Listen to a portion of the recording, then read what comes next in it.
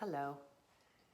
So we've been practicing mindfulness of our bodies with our breath and with paying close attention to specific parts of our bodies, like through the body scan.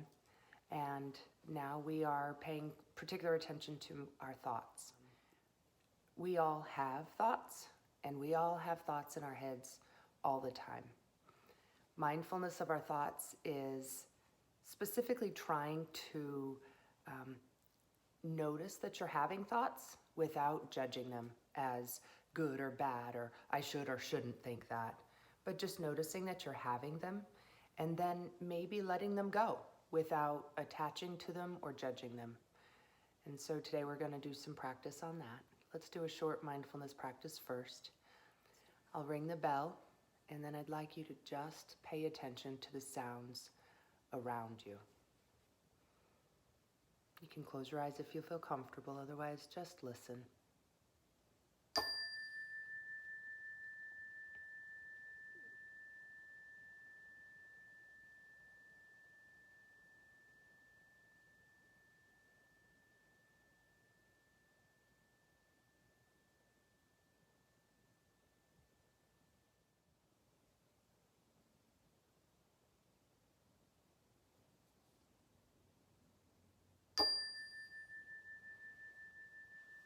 Okay, so hopefully during that time you notice some sounds.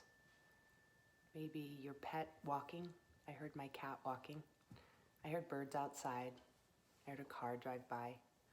Things that I wouldn't normally hear, but when I'm paying attention, I hear a lot of other things that are going on around me that I wouldn't have noticed had I not stopped and just paid attention. So that is a mindfulness practice. Again, just remember that our thoughts are always happening, and we react to them automatically unless we're very aware of our actions and how our thoughts affect our actions. Today I'm going to read a couple vignettes. We're going to see how our thoughts do affect us. I wish we were together and we could all see how we'd have different responses to these thoughts. But pay attention to what you might be thinking if you were in this situation. In the last 3 minutes of a basketball game, Jake is standing at the foul line. He's ready to make a foul shot. His team needs the points to win the game. He's holding the ball in his hands and looking at the basket. He hears the crowd around him yelling. He shoots and misses. What is in his mind? So think about what might be going on in Jake's mind, or in your mind if you were Jake in that situation. Maybe he's thinking, well, at least I have one more foul shot. Hopefully I can make the next one. Or maybe he's really mad at himself for missing it. Or some people tend to blame others. So maybe he's mad at the crowd for being so distracting. Lots of different possibilities. I wish I could hear your ideas. Next scenario.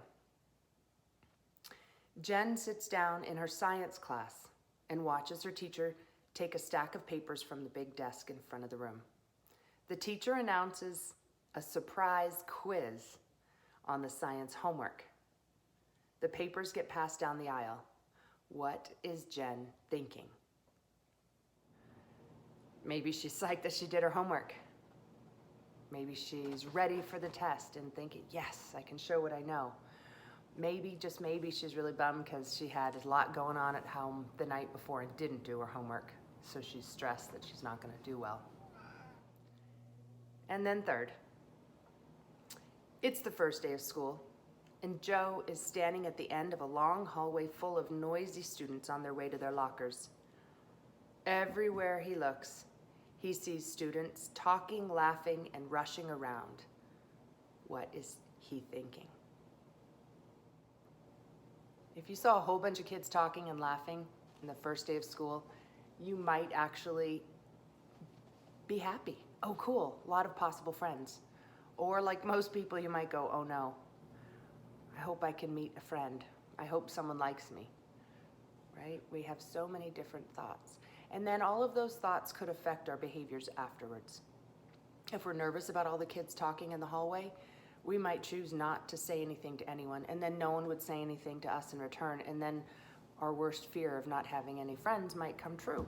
But the opposite could be true if we saw people and smiled, and someone smiled back, and who knows, we made a friend that day that could be our friend all through high school. Our behaviors affect our thoughts affect our behaviors. And that's the purpose of this lesson. Unpleasant. So when we're talking about our thinking, reflecting on our thoughts, if you can think about them as pleasant, unpleasant, or neutral, instead of judging them as good or bad. And so now that you are aware that you have all kinds of thoughts, including pleasant ones, unpleasant ones, and neutral ones, I wonder if you can think of some thoughts that are pleasant for you, and maybe even bring to mind some unpleasant thoughts. Like maybe the assignments that you have waiting for you that you need to do after you watch this. Maybe the pleasant thoughts are, I'm glad I did all my assignments and I don't have to worry about anything for the rest of the day. Maybe a neutral one is, I don't know, it's a sunny day. That would be a pleasant thought for me. But just notice if a thought is pleasant, unpleasant, or neutral. And then we like to think about pleasant thoughts. They bring us smiles, make us feel positive. Unpleasant thoughts we don't like to think about. But have you ever tried to not think about something? It's not possible. Well, most people think it's not possible. And we're going to do a little experiment. It's called the white bear.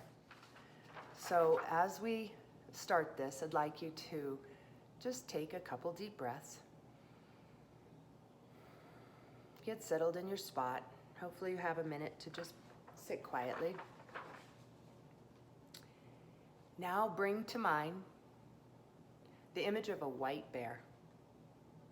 This large animal with its white fur and dark eyes standing very still. Keep the image in mind in as much detail as possible. And now,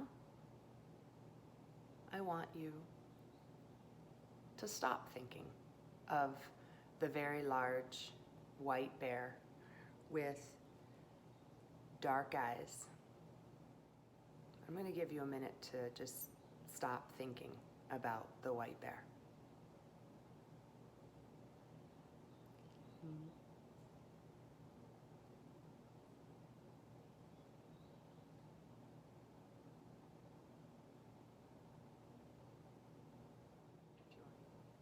What happened?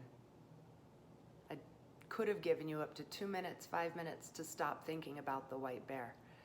When I've been in class with my students, they've said, couldn't do it. Some have said, I started thinking about something else, and then the white bear came in to my thoughts. But it is really actually difficult to do, and nobody can do it for an extended period of time, to not think about something.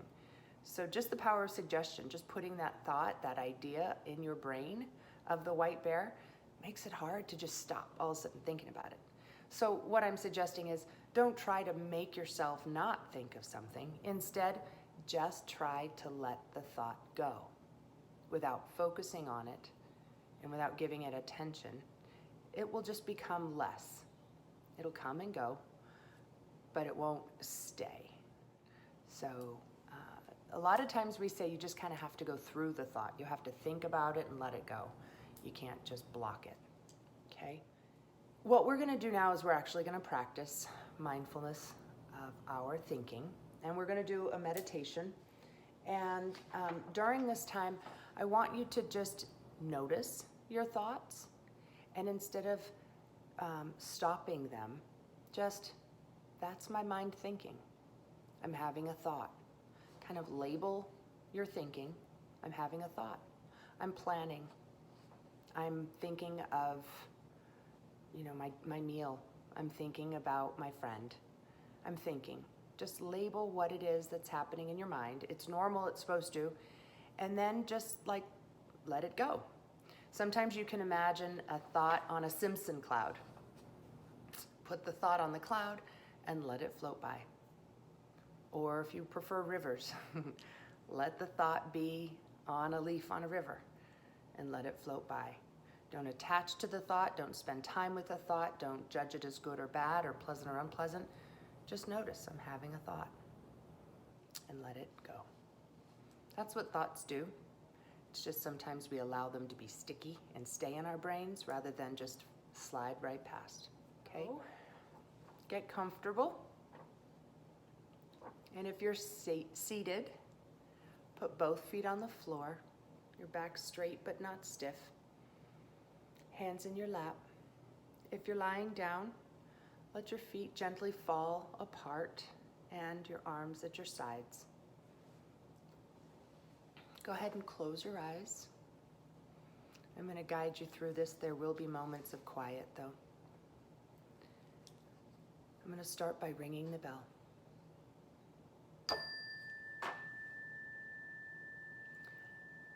Begin by paying attention to your insides. Become aware of your breathing.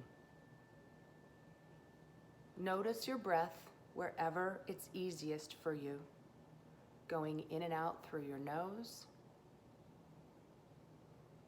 perhaps the rising and falling of your chest, or maybe it's easiest for you to notice it at your belly. Just see if you can notice your breath and follow it from the beginning of the in-breath to the end of the out-breath.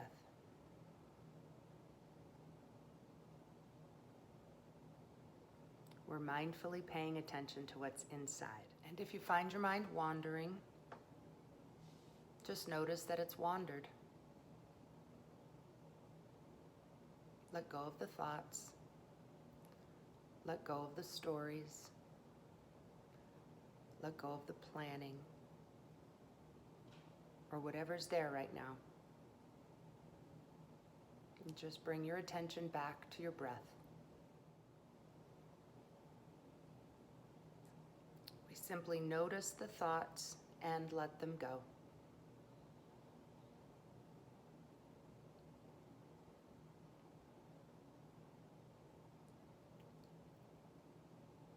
Right now, we're practicing noticing our thoughts. Notice you're having them, and we're practicing letting them pass, letting them go. Maybe noticing if they're pleasant or unpleasant or neutral, but without giving those thoughts too much attention. And then when you notice you're having a thought, bring your attention back to the breath.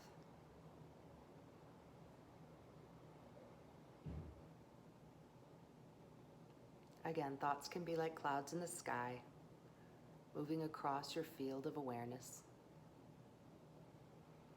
Or thoughts could be like a leaf on a river.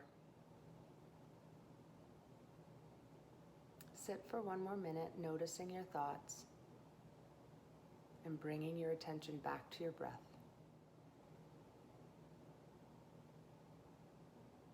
When you hear the sound of the bell,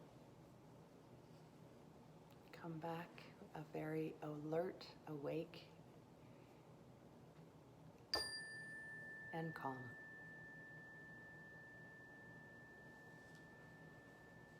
Thanks. And I hope for the rest of the day, and maybe until you see another mindfulness video, you practice just paying attention to your breath for short periods of every day. Or maybe paying attention to sounds. Maybe just practicing not judging your thoughts. Some small mindfulness practices you can do throughout your whole entire day without sitting down and doing a formal practice.